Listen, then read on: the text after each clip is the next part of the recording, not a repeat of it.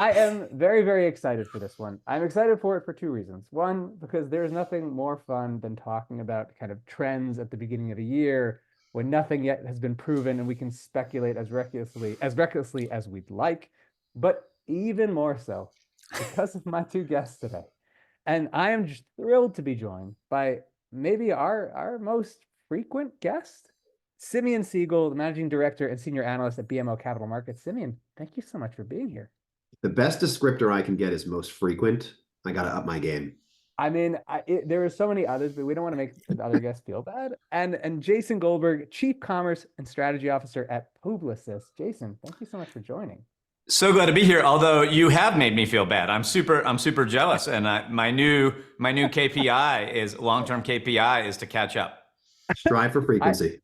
I do think there is something important to note that the last time you were on, Jason, I still thought it was called Publicis, but now I have since been educated and I'm refined and I've learned the error of my ways. It just depends on how pompous you are, but it's like Adidas.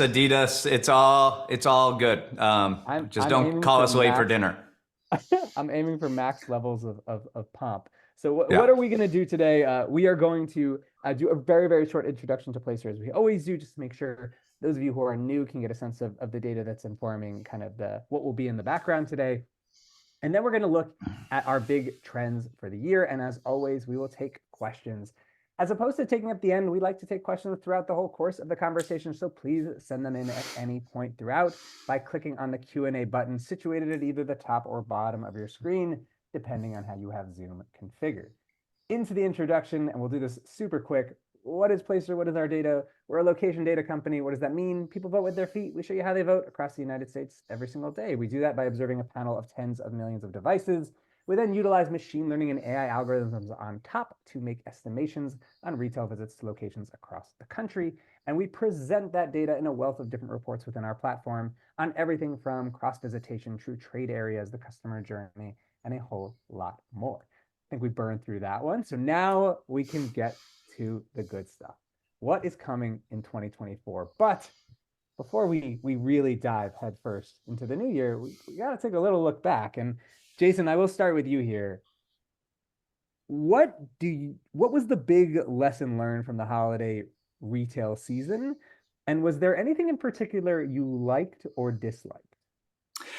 So to me, the biggest thing from holiday is, despite the voluminous narratives, holiday does not start early. You may recall numerous conversations about second Prime Day in October and all the retailers matching this and all of these deals and pulling spending in early and everyone fighting for early wallet share, and how increasingly holidays starting in October versus November. And that all makes sense. And all happened. It's all true. All those sales went on. But that is not how consumers spent. We look at the last 20 years, October sales grow about 3.9%, which is exactly how much retail grows for the whole year every year before COVID. And in 2023, October sales grew about 2.8%. So way below normal, a little bit below the annual average. So holiday is November and December, and I would argue it's November through January, if anything, not October through December. But so just a fun fact: all those early deals did not equate to early spending. Shots fired at the early holiday season. Simeon, same question for you. What did we learn from the holiday retail season, and was there something that really struck your fancy or didn't? So I think we're staring. I mean, you got to love EKG charts, right? Where we see these peaks and troughs, and I think peaks and troughs are key. So the amount of companies that I spoke to after Black Friday that sounded like holiday was great, but were at least understandably cautious that perhaps that was maybe not Jason's pull forward to October, but a pull forward within the Black Friday period. I think we then watched it languish. And so I think that you can see this, and it's nice to see that spike towards the end all the way to the right, but you can very clearly see it on Black Friday. I'm assuming that's Black Friday. So when you look at this, I think the notion that everything, to Jason's point, the idea that everything is spread out, we're still seeing these very concentrated bits. And I think if anything, it's really good for a retailer if they know there's a concentrated amount of time. Because the problem is when things are spread out, you're fighting against your competition, but you're also fighting against yourself.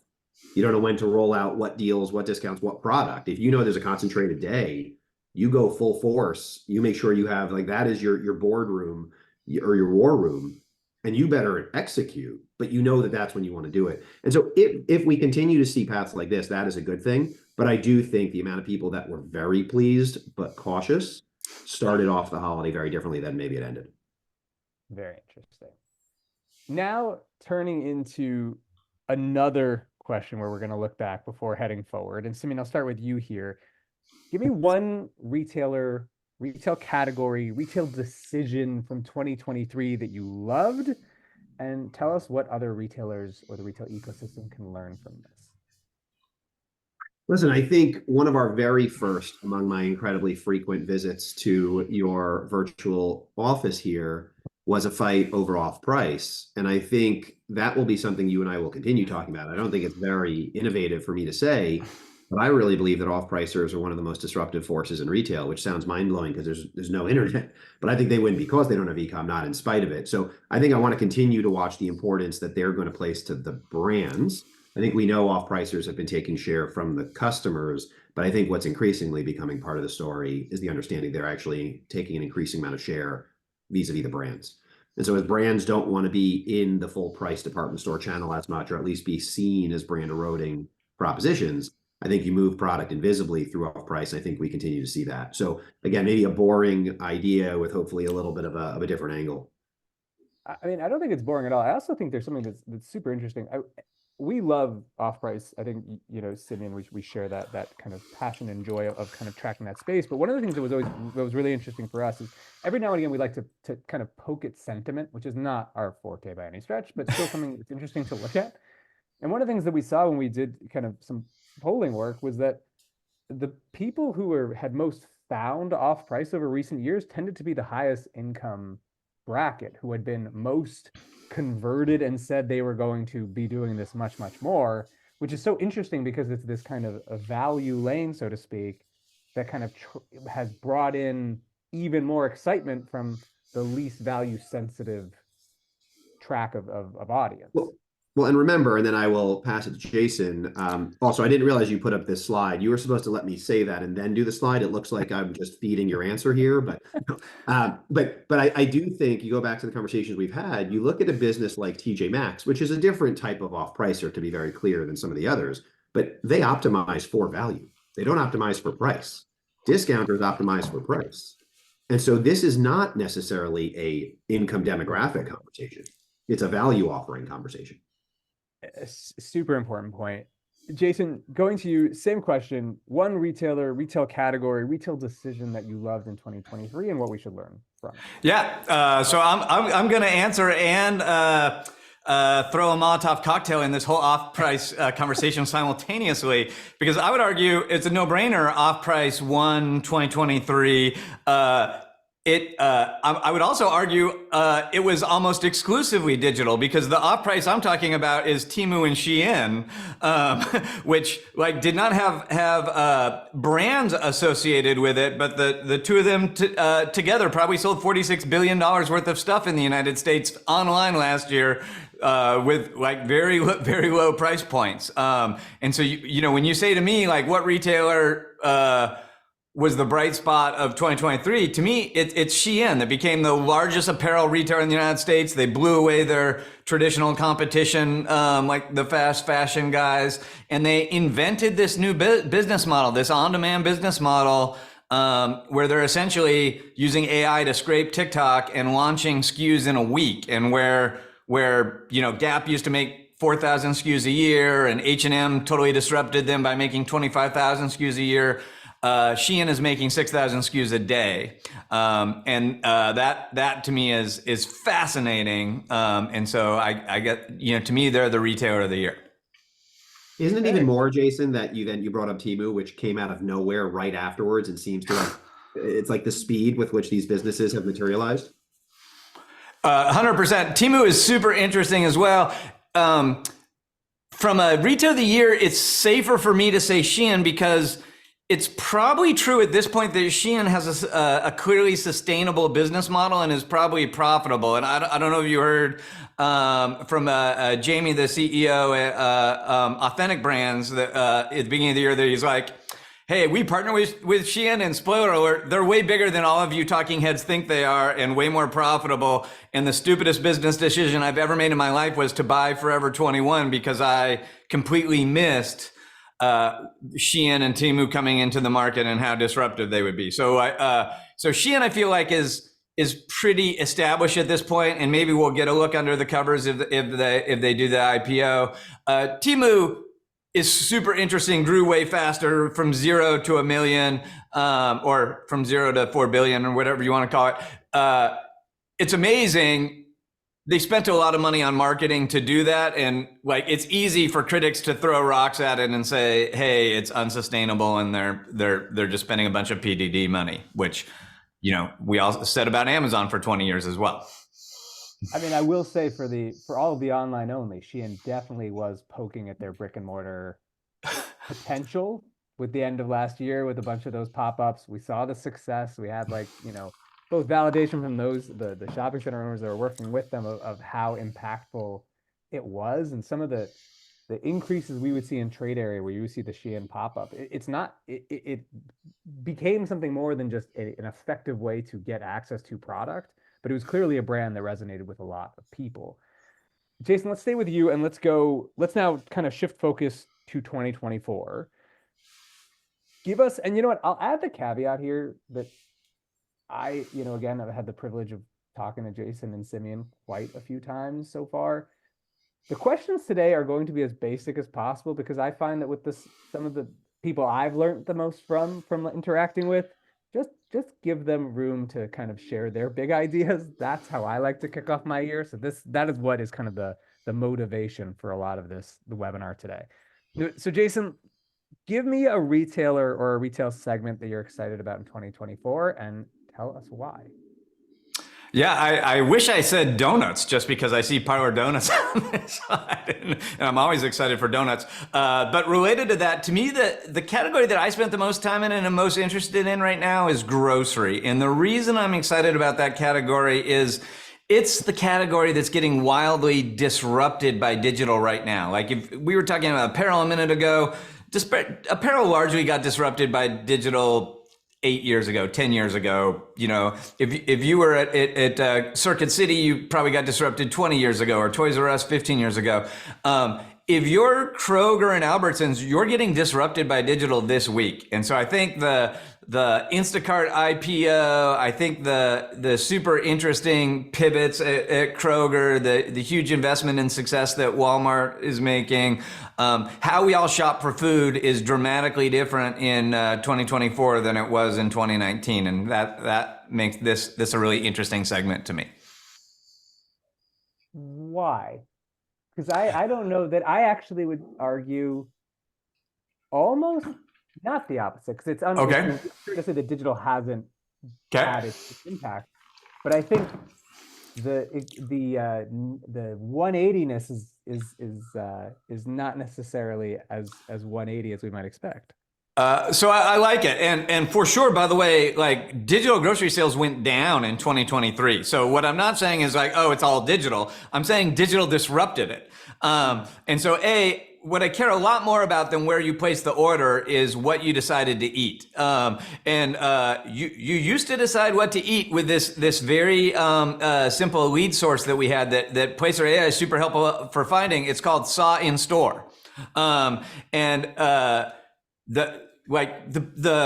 fastest growing segment in grocery was tinned meats this year, and nobody bought tinned meats because they saw them in store. It's because they saw them on TikTok, right? The whipped coffee, like all of the girl dinner, like all of these interesting food trends that started digital. They didn't start from Martha Stewart. They didn't start from Bobby Flay. They didn't start from that in-store display. They're all starting from digital. So that's super interesting to me. But the even more interesting kind of inside baseball thing is what I call the breakdown in swim lanes. That, like, pre-COVID, Kroger competed with Albertsons, other grocery stores, for about 50% of American calories.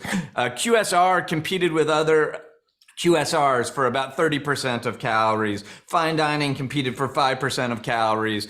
Meal kits competed for 0.1% of calories, whatever. But they only competed with each other, and they all were in their own swim lanes. And today, all those swim lanes are gone. Like, if you want to eat, if you want a ready-to-eat meal from your to eat in your kitchen, you can get Wahlburgers delivered by Hy-Vee grocery store. If you want, a ready-to-eat pizza, you can get it delivered by Wegmans. If you want to get groceries delivered with your ready-to-eat meal, DoorDash is happy to deliver those. And so all of this new digital access and marketing has sort of allowed every food provider to compete for every calorie. So the good news, everybody's got a way bigger TAM than they had a few years ago. The bad news, they have way more scary competition than they had a few years ago. That's very interesting. Simeon, one retailer or retail segment you're excited about in 2024 and why, and you can't use tinned meat. I'm going 3, and I'm going to go from least thought out to most thought out.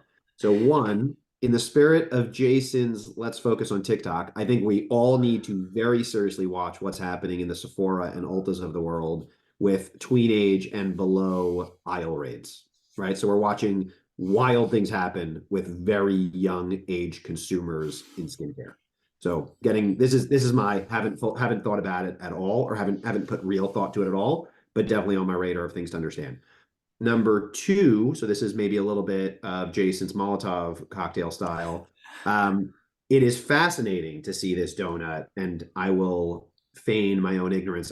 Not familiar with Parlor, so maybe they have something special, but I do think we're going to keep an eye on the GLP-1 impact to consumer. So understanding if that can have a broader reach, there will obviously be a broader impact. Don't know it yet, so that's why I have no empirical data behind it, but something on the radar. Number 3, the only thing I've actually put any thought into is I do think we're going to be in this very interesting dynamic of, since the pandemic's over purchasing consumption patterns, and Jason had great charts on this early on, we have been tracking along a various replenishment arc is kind of how I think about it. And you replenish milk every week. You replenish a gallon of gas every week. Those have been inflationary items the whole way through, right? There's never been a catch-up period. On the other hand, anyone who's got a Peloton is not going to buy it no matter how discounted it gets, because you don't need another one. You're not going to buy another grill until you need another one. And so that replenishment arc is something we've been keeping an eye on. And the beauty is every potential thing you buy sits on a house, sits on a replenishment arc. Might be 30 years, but it's there. So the stuff in the middle, so thinking about all of a sudden scented candles don't look as overconsumed, which means now you get a little bit of a pickup, right? Nike sneakers, perhaps we've all worn through the 5 extra pairs we bought. And so you're going to see the unit come back, right? The units were down in North America last quarter, that was lapping a really strong year before. So this notion of who has worked through their replenishment arc, who needs a restocking from a consumer perspective, less so from a retailer perspective, that's, I think, the interesting, like where we're going to see some really maybe underappreciated aspects, because all consumers not created equal when you think about how long it takes to replenish something, and people bought years worth of supply in 12 months. When you think about that replenishment arc, how do you take into account things like the economic environment? Because I think one of the spaces that would kind of flashing lights fit that kind of description is like home furnishings, which was down in the holiday season, not even taking inflation into account. Do you think, how much of this is economic environment? How much of this is replenishment arc? How do you find that balance? The answer is probably yes, right? So I think at the end of the day, home will always be a little bit more tied to macro. It's a little bit more, it's on the verge of staply, right? It's a little less discretionary, but obviously you have to buy a home to then need to furnish it.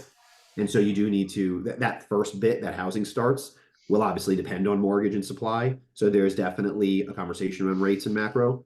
But at the end of the day, the stuff inside, if you bought a pair of sheets, if you bought 17 pairs of sheets in 21, I don't know how long it's going to take you to work your way through them, but at some point you will. and you will buy another pair of sheets. Like I do think, and this is deviating too much, so I won't go here, but there is a very interesting, my team did some interesting work around interest rates. We forget what makes lower interest rates good. Everyone's all of a sudden, they're all excited about lower interest rates, the potential for it, because it's going to plug a ton of volume, a ton of consumer dollars into their wallets. So far, consumer spending hasn't been the problem. We're normally cutting because you're in a recession. Hasn't happened. So what is lower rates going to do? It's going to help people get lower mortgages, right? It's going to help borrowing costs. It's going to help investment. It's going to help cost of capital. It's going to help discount rates. It's not. The issue has not been spending.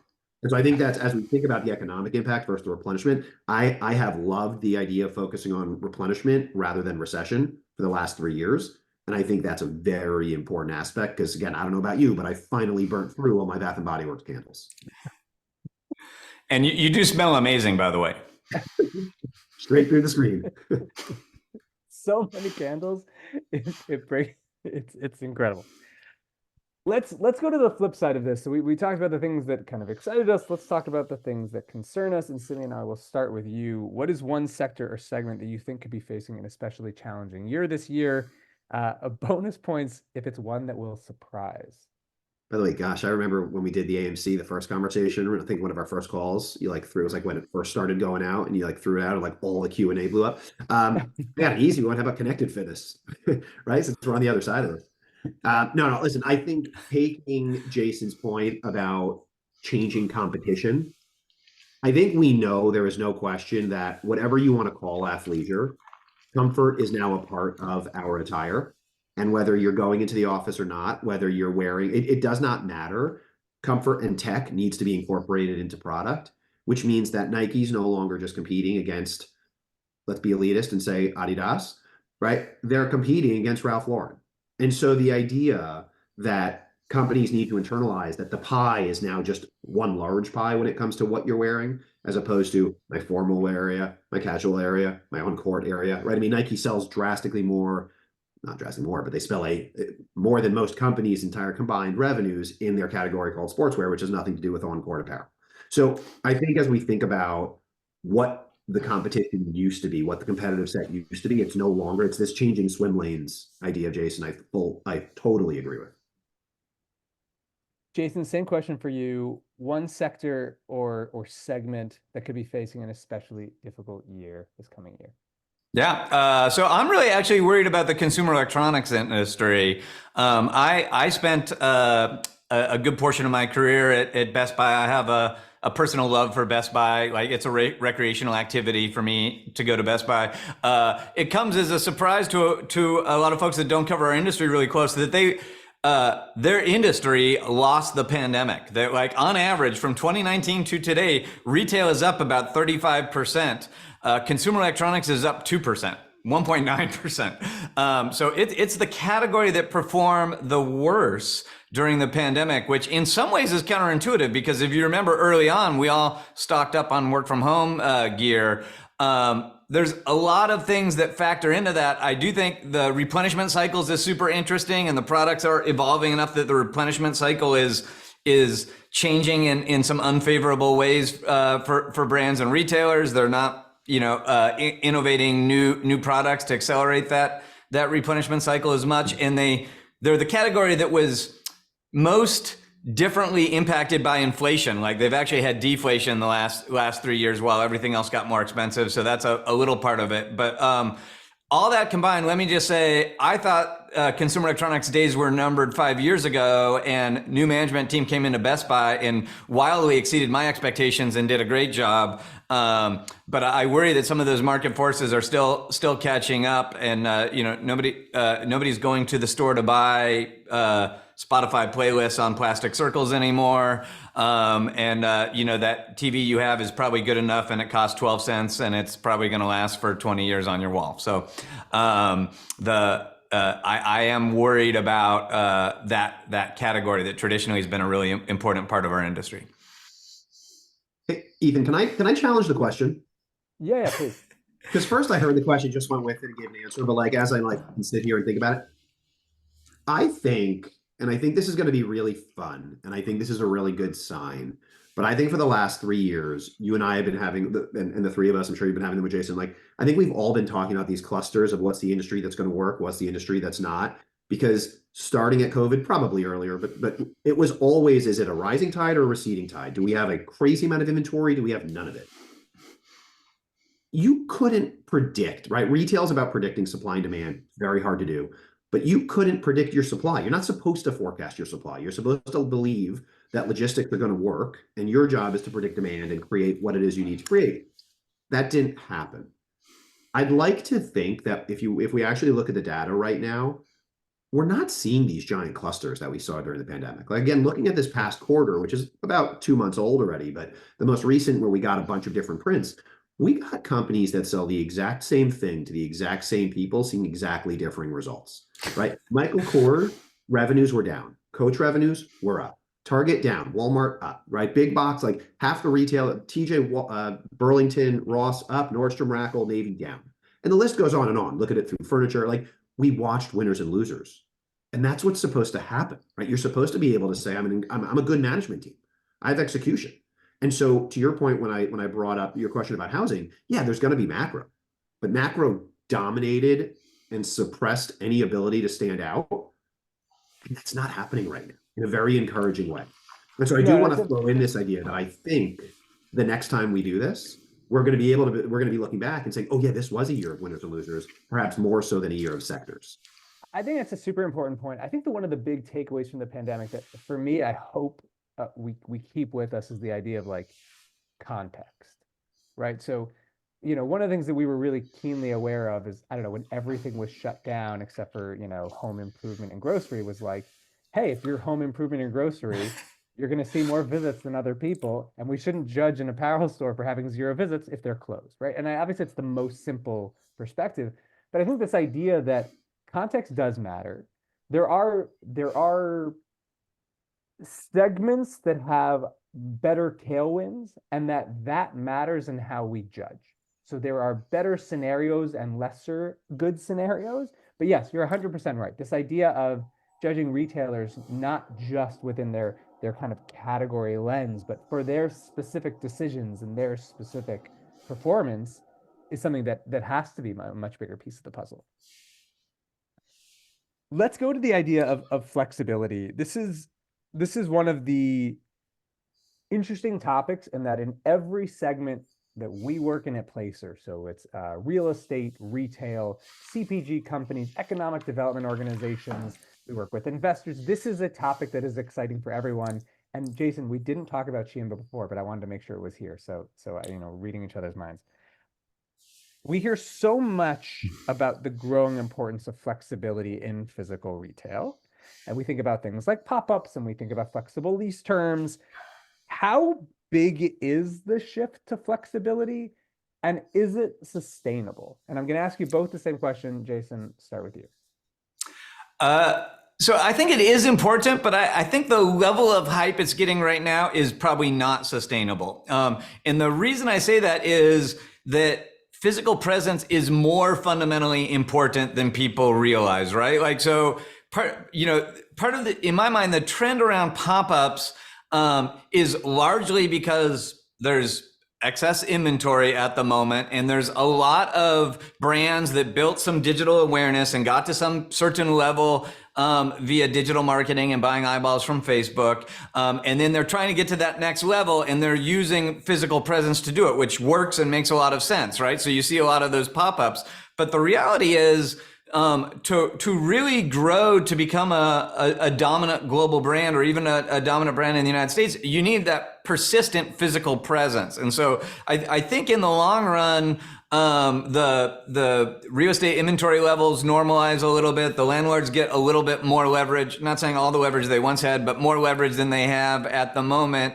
And, brands that want to, really achieve escape velocity recognize that a physical presence is a ongoing expense, not a one-time marketing initiative. And so I think there's always room for freshness and newness and pop-ups and collabs and things like that. But I think some folks are a little over dependent on it at the moment.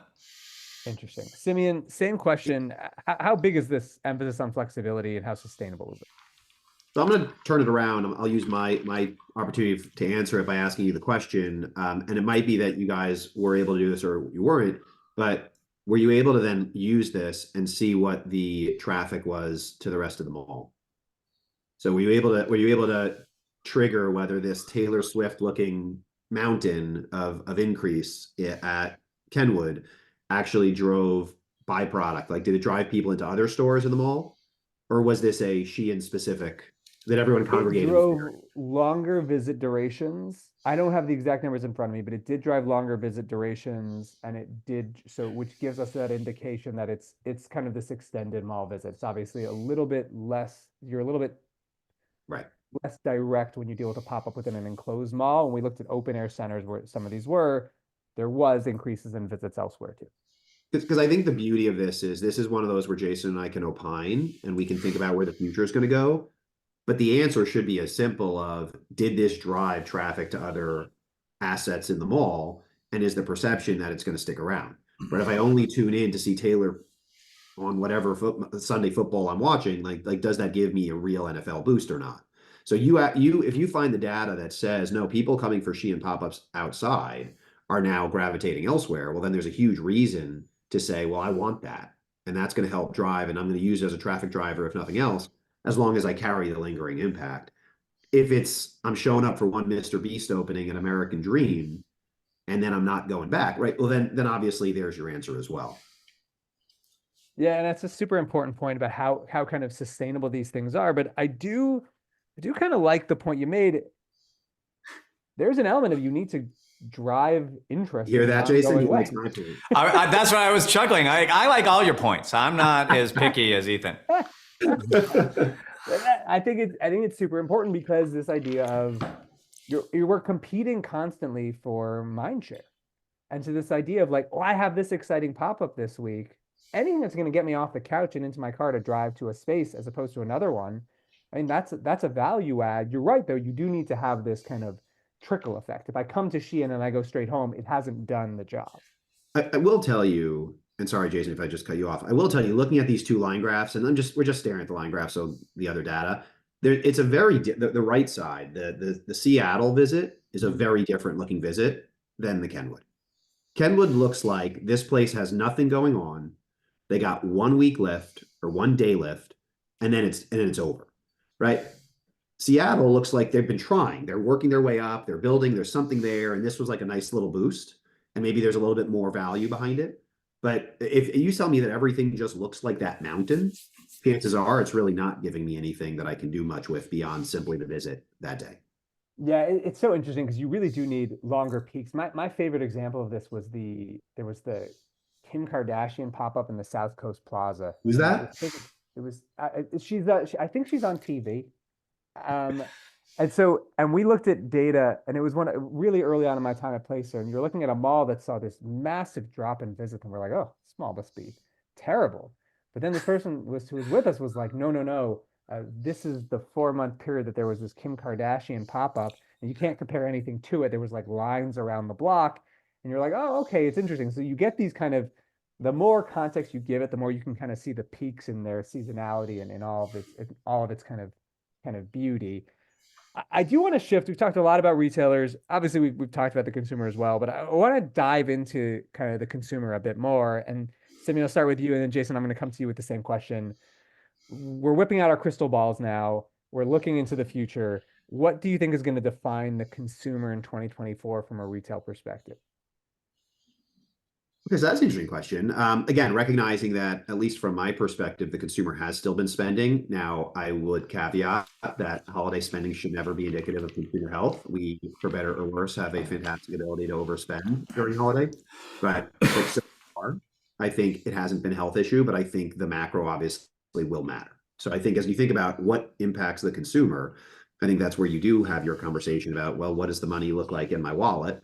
You then overlay that onto my point about if certain replenishment categories are now finding that if it was, I don't believe it is, if it was that grills die after 2 years, then you would see some huge restock of grills. Now, again, I don't think that's going to happen, but that's my point. Like, as I think through where we go, I can't help, and I'm just going to throw it out and then shut up. I can't help look at this map and not see an election conversation that should happen as we think about 24, but I don't have anything intelligent to add to it.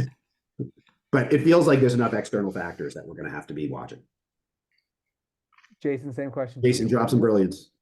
Yeah. I wish I had some. If I had some, I would try not to drop it. But yeah, so I think there's a really interesting thing going on. I totally agree that consumer spending has not slowed down.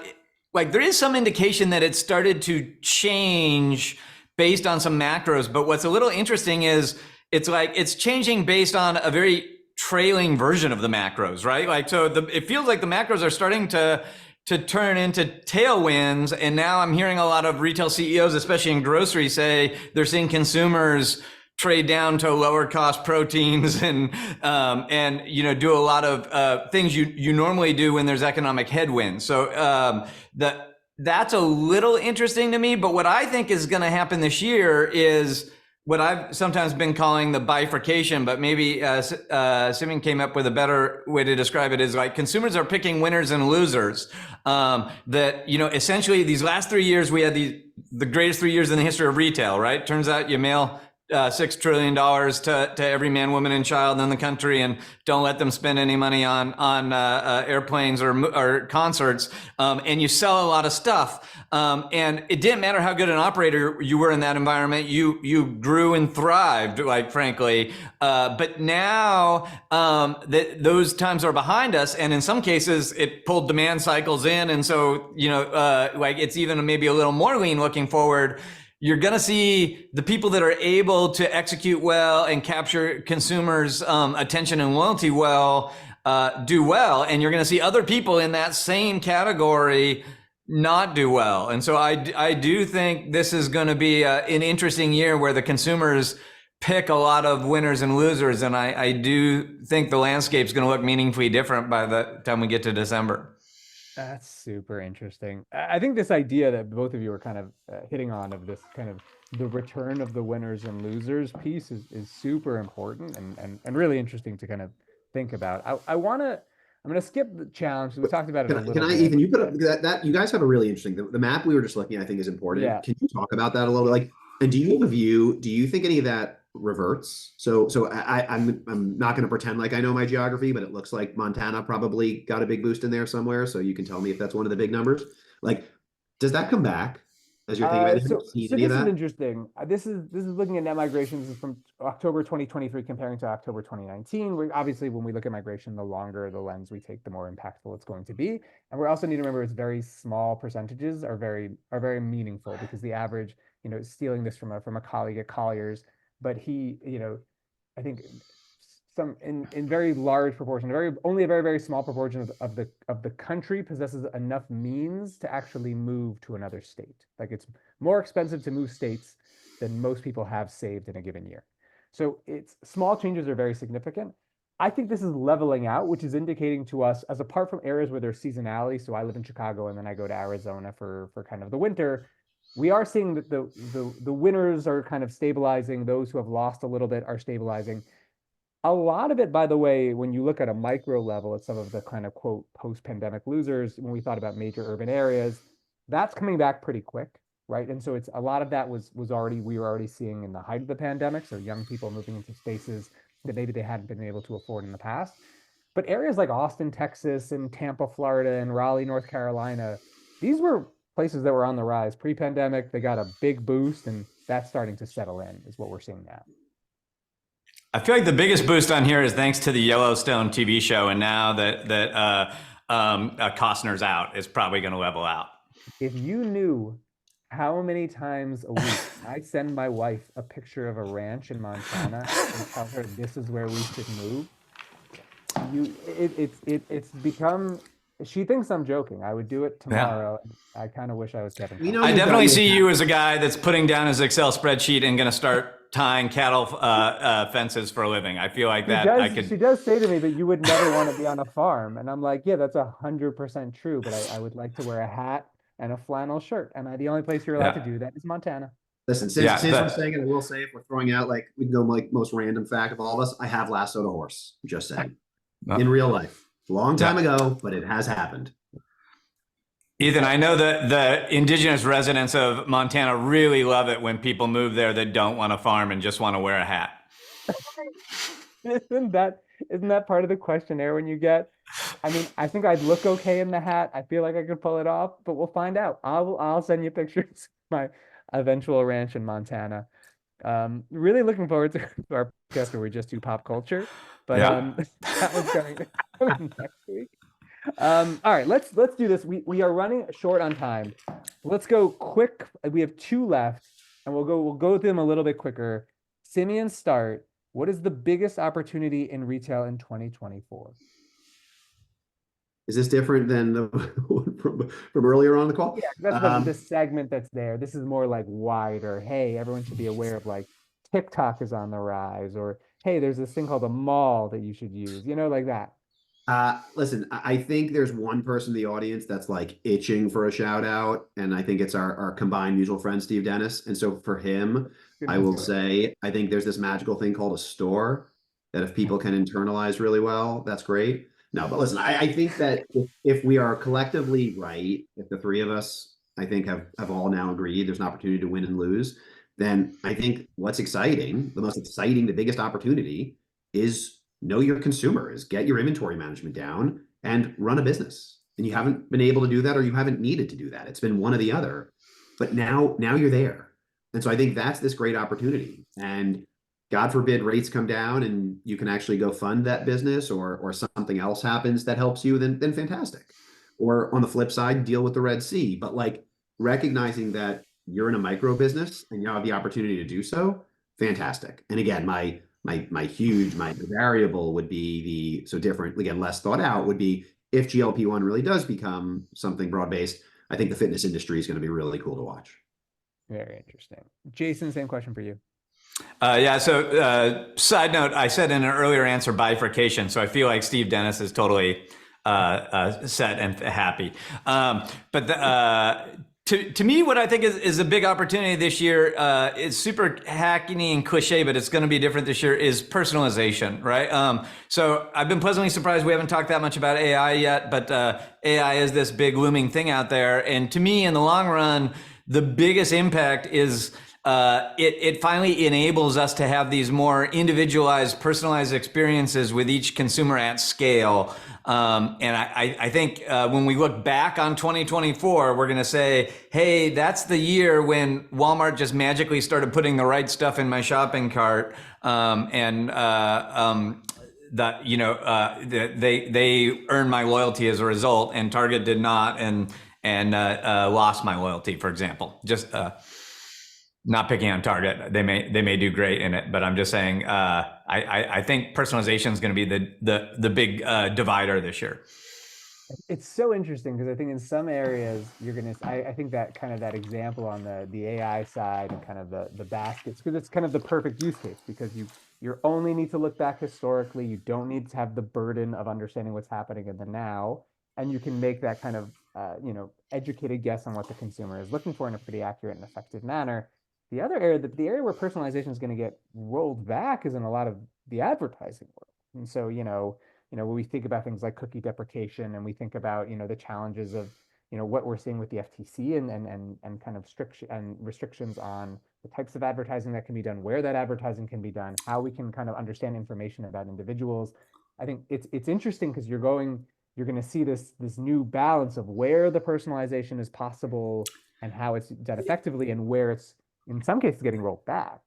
Yeah, so for some of that marketing, I do agree. Some of the attributes that we use for personalizing the marketing may get slightly rolled back, but I don't actually think the marketing personalization is going to get rolled back. Like I think it's going to be way more common by December of 2024 that the version of the creative in the ad you saw was directly related to your context, right? Like, and it may not be your historical purchase patterns and your cookie and all those sorts of things, but there's going to be implicit context in how you got to that ad that's going to make that ad look different for you than anyone else. And I think, We're going to have to learn how to not have these conversations. Hey, did you see that ad at the Super Bowl? Because we're all going to have ended up seeing different ads. I know, but then what are we going to talk about after the Super Bowl? I know. For those of us whose teams get knocked out far earlier on in the what Taylor Swift was wearing is what we're going to be talking about. Yeah, but you may see something different, Ethan. Yeah. Yeah, I'm going to see a different Taylor Swift outfit. That's where it'll really get there. Okay, we have hit time. And with that, this was, I don't want to say I knew it was going to be awesome because it seems like, but with the caliber of guests we had today, I knew this was going to be fun and amazing. Simeon, Jason, thank you both so much for being here. Really appreciate you taking the time as always. This was a joy, and thank you so much for sharing your insights. Thank you everyone for joining us. It is appreciated. And please stay tuned for the next conversation we'll be having in just a few weeks.